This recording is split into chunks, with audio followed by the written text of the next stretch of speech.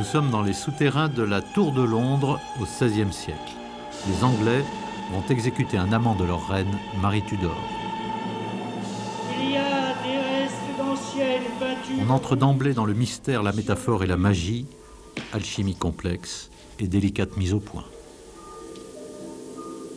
Les effets spéciaux sont réglés par Alpha, un authentique magicien. Derrière cette mise en scène périlleuse se cache un homme qui adore jouer avec le feu. Oui, j'aime jouer avec le feu, j'aime prendre les risques d'une manière générale. Et d'autre part, très précisément, il y a beaucoup de feu dans ce spectacle. Il y a de l'écriture. L'écriture, c'est du feu pour moi. Et ça se consume. Nommé à la tête du Théâtre national de Lille en juillet, Mesguich a apporté une conception élevée de son rôle, qui tient pour lui du luxe et de l'indispensable. C'est ça qui fait l'honneur d'une démocratie. C'est justement que de manière luxueuse, mais le luxe en l'occurrence est une nécessité, que de manière luxueuse, des adultes en bonne santé se réunissent à heure fixe le soir pour dire, bien que nous soyons des gens sérieux, bien que nous sachions qu'il faut faire telle et telle chose importante et constructive, le soir, on se retourne sur nous-mêmes dans une salle obscure et on réfléchit sur les plus grandes histoires de l'humanité. C'est ça qui fait qu'on n'est pas des barbares.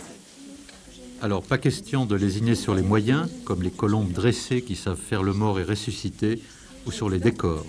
En haut, il y a le théâtre. Au milieu, l'époque de la pièce.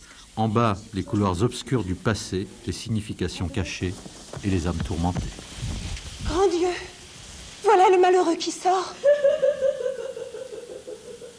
Vous riez, madame?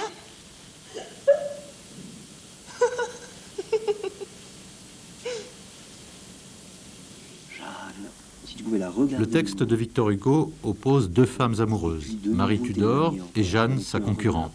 Il raconte la genèse d'un sacrifice. Le suspense est maintenu jusqu'au bout, avec une trame dramatique digne des meilleurs policiers. Deux femmes! Voilà tout ce qu'il a pour lui, cet homme. Contre lui, tout le reste.